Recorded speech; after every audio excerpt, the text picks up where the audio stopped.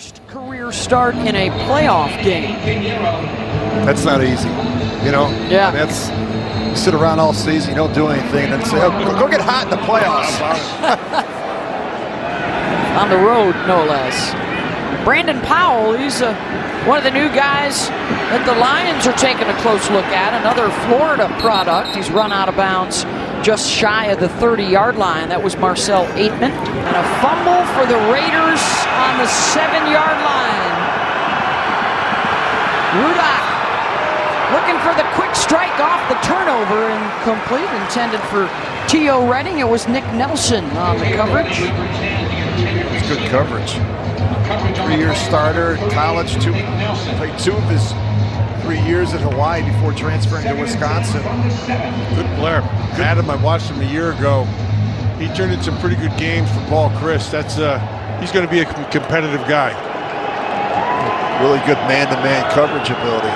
He's had a school record, in fact, last year with 21 pass breakups. And all Big Ten performers, 2nd and 10. Rudock. Quickly to Powell and cut down immediately again. It's Nelson. Loss of 2 on the play. The Lions just 1 for 6 on 3rd down tonight. They'll run the screen, and they'll get the first down. Kerryon Johnson out across the 25. Kabinda had a chance. He took the wrong angle. He came back to the underneath side. He should have gone over the top. At the very least, force everything back inside where your help is coming from. You're going to watch number 46. He reads it right. Now he's coming from inside out. He's got to get to the top side. See how he went under? Can't do that. If you go over the top, then it forces him to have to cut back, and there's some friends inside. You gotta know where your support is. Gain of 19 for Johnson. Wilbur ended up with the Making special is Mike Zimmer's double A package. And what he does is he takes his 2 inside linebackers, Barr and Kendricks, and instead of lining them up in a normal alignment, he puts them in the A gap between the center and the guard. Then he takes his free safety, Harrison Smith, and he lines him up on the line of scrimmage. Then he takes his nickel corner and he puts him on the line of scrimmage on the strong side. So now they got 4 defenders on one side of the center, and they got 4 defenders on the other side of the center. It's Mike Zimmer's double A package. He did it in Cincinnati, he's doing it in Minnesota, and he's ripping people. A lot of the times, his 2 inside linebackers, they act like they're blitzing, but they bluff, and they run out of here and they play coverage. The free safety's acting like he's blitzing, and he bluffs, and he runs and covers the flat. The nickel is acting like he's blitzing, and he drops into the flat. Well, the next time you think they're bluffing, they bring them both. Or they bring 1, and they bring him, and they bring 4 to his side. They got about 25 different things that they can do. I love watching these guys because they raise all kind of hell. They really do. converted their last 3rd down opportunity just a moment ago.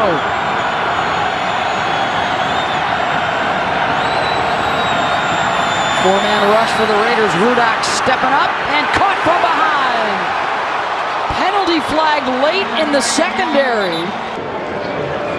With some good showings. Last week. All right, now keep an eye on this play. Look at number 58 here, your right defensive end. This is Carl Lawson. Look at Cincinnati, Coach Lewis having both linebackers in the double A gap in between the center and guards. And they both drop out. Look at the running back to the right of Aaron Rodgers. Look at how his head is so focused right towards those linebackers. That's a great point. That's saying that the 2 guards in center and the running back are responsible for those 2 defensive tackles and the 2 linebackers. You get a squeeze call on that. What Cincinnati wants to do is just what's designed. That then makes both tackles, the right and left tackle, on one-on-one pass coverage, no help, no chipping ability by the back because he's worried about the double A gap. This lets Lawson one-on-one against the left tackle. The move that he does, I love how he gets upfield and he'll stab with that left arm, bam, right there. And then he uses it to push back across his body because he gets that tackle off balance. Like right there, the balance, you're done. And then he gets inside. I actually hate that move because it is so good and it is so effective. You defensive guys, especially you DBs, like that because the quicker the pressure gets on the quarterback, the better it is for the defensive backs. But again, the concept of the play is phenomenal by Cincinnati to get this, to show the double A gap pressure. As a quarterback, take us inside this view. What are you thinking if you're Aaron Rodgers here when you see those two linebackers right there in the double A gaps? Do you think they're coming? Are you worried about getting the football hot in this situation? Well, because of the depth of the safeties, I'm not overly worried about all 6 guys coming. Statistics will show that they are going to bail out of that. That's why, to keep the statistics guessing, I look for Cincinnati to bring that pressure in the A-gap early in the game, just to throw off some of our keys. But this is really what they want to do: rush 4, get good pressure, and then be able to drop 7 in coverage. He's Bernie, I'm Dustin. Thanks again for joining us inside the film room. That's a look at the Cincinnati Bengals defense. From several different guys tonight. Slipping in the dirt and then getting back to his feet, picking up a couple. They know what the proper cleats are to wear on this type of surface. Another third down opportunity. Rudock gets another conversion to Brandon Powell. And a drive that started back on their own 7 stays alive with a 9-yard gain. Rudock's throwing the ball pretty well. Gain of 10, first and 10 for the Lions from the Bears 35. Good look at Matt Patricia. I got a kick. Now, when Vontaze Burfict and Nick Vigil, 2 of their starting linebackers, play, Burfict and Vigil, watch how Cincinnati plays. Right, and these are really the same kind of plays that Chicago ran against them, but you'll see how much better they defend them. So you have Burfict here on the outside, drawing a block from a wide receiver. We saw earlier, wide receiver takes out 3 defenders. Yeah. Vigil on the backside, a guy who can really run, he can move.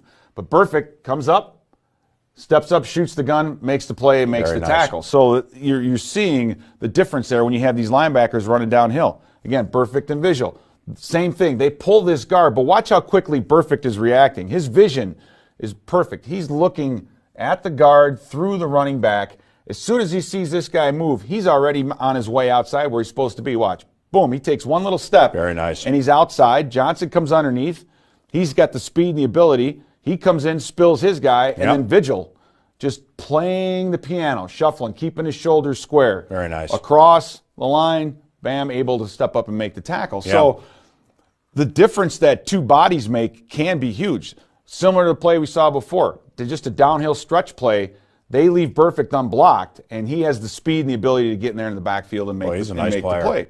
So Cincinnati is saying schematically there's not a whole lot we can do differently because we're just not executing. So wide receiver coming down, blocking on Burfict. He's big enough, fast enough, get over the top, beat a blocker, make a play. So, and you have corner support on the outside. So it's not as if what Cincinnati did was any different than they normally do. They just don't have the same guys executing. Kerryon Johnson, nice hole up the middle for Johnson, and another first down. Inside the 22, down to the 21. Wilbur with the tackle.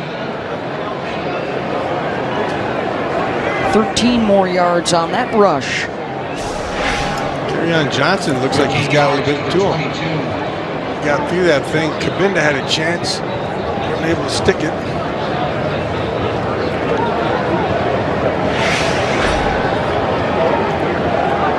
Rudock, the third-year man out of Iowa and Michigan. He's 8 for 12, 57 yards passing so far tonight. Quickly out into the flat to Redding, and a gain of 8 more. Under 2 minutes to go here in the third. A long drive for the Lions. Get Hamilton down. Hamilton was playing all Scoring opportunities in that game by 8%. I mean, it's significant. And that guy right there, he doesn't tolerate it. Trust me.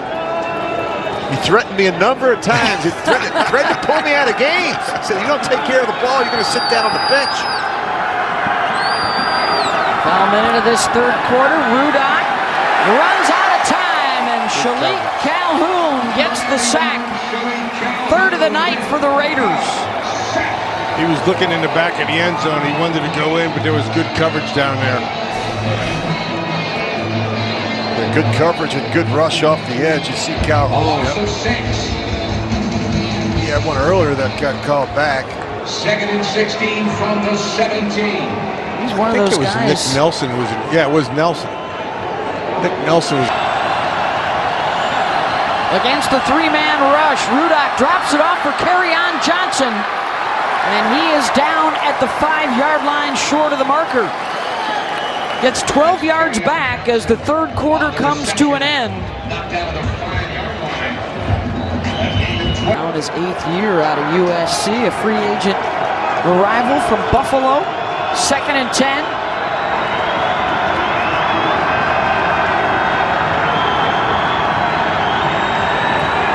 Blitz coming from the secondary, and Castle completes it down inside the 35 to Powell. They're taking a look at it. Let's see. Unfortunately, it's boy, That would have been the spot right there. And from this angle, it's tough to see. that's pinned against. Right there. Right there. Yeah, right there. Yeah. Yeah, that's a good Good call, shot. Matt. Good shot. Matt, I always thought you'd be a good official. You know what I mean? I don't know if you'd be like a referee, but an umpire, I'd be an a line umpire. judge, Umpire, yeah. Yeah. I did it one time. That's right. I remember that. Was that NFL Europe or was what? No, that was with the NFL. I did it in the preseason. That's right. I remember you. That You was must have been a scared for your flat. life. That was awesome. After review, the ruling on the field does stand. First down. Detroit will be charged their second timeout. It's inconclusive. You have to imagine they didn't see enough to overturn it. Yeah. Well, you could make the case that his hand on the other side was under it. Apparently, John Gruden doesn't like it. Oh. Well, he said Detroit would be charged their second timeout, but that should be on the Raiders, right? I think he was confused. Oh, that's right. It was an official review anyways. 40 seconds to go. Castle, incomplete. Second down for the Lions. Blitz coming, batted down at the line. I think that was Nick Nelson again that got a hand on it. Play the heck. Little stunt up inside, little TE game, and Cowser comes back underneath. Was the arm in motion? The last John Gruden game as a Raider was the tuck rule. Just throwing that out there. I kind of remember that. I can't remember where I was. They are not going to say the arm was coming forward. Fumble, Raiders recover. They better not. 25 seconds left. You don't want to give them another shot. James Cowser with the shot to knock the ball loose. Quick. We'll keep them guessing. Tannehill with time, and that's batted down. Good starting point here for Miami. From the 43 and knocked down by Perfect as we approach the 2-minute mark. Tannehill, here comes pressure. Ball on the ground, recovered by Pecco.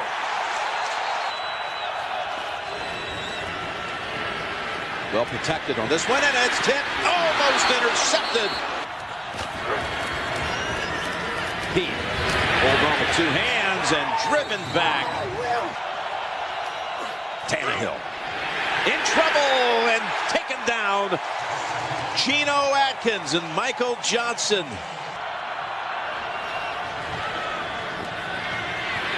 And again, Tannehill. You saw Bowling go to the locker room. For a loss of 1. They're going to make plays. Here's a 2nd and 10. Pressure, and Tannehill fights to get back to the line of scrimmage from the 39 of the Bengals.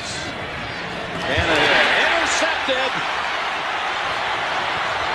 That's Chris Lewis-Harris. He sees him. He just means to throw it over the top and doesn't do it. Denver, where he did well with. Had a good year with Jake Cutler last year. And Tannehill is decked for the 5th time. 74 watching. Geno Atkins coming around and just pushes. 16-10, the final. John Gruden picks up the W and plenty of things to talk about for the next week to prepare for the Rams. I don't care that it's preseason.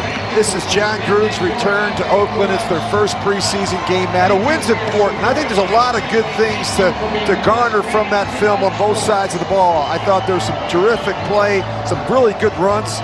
We saw some good play from Connor Cook. And I thought overall, Matt, defensively, there was a lot to be pleased about. Yeah, a couple of young players played pretty darn well. I thought Nick Nelson turned himself in a great game. It was nice to see Cowser finish this thing at the end.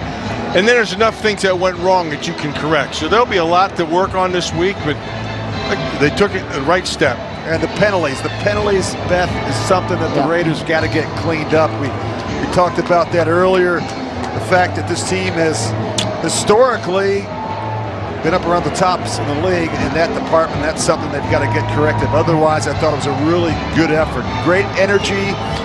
And if there's anything we've ever done that I'm particularly proud of, I would have to say that the perpetuation of the greatness of the Raiders, to take a professional football team and give it a distinct characteristic that's different from all others. I'm going to tell you something, man. If you guys don't know how big a win that was, you'll know tomorrow. It's a hell of a win. It's a team effort. Offense, defense, special teams. Now, the effort was outstanding. Outstanding.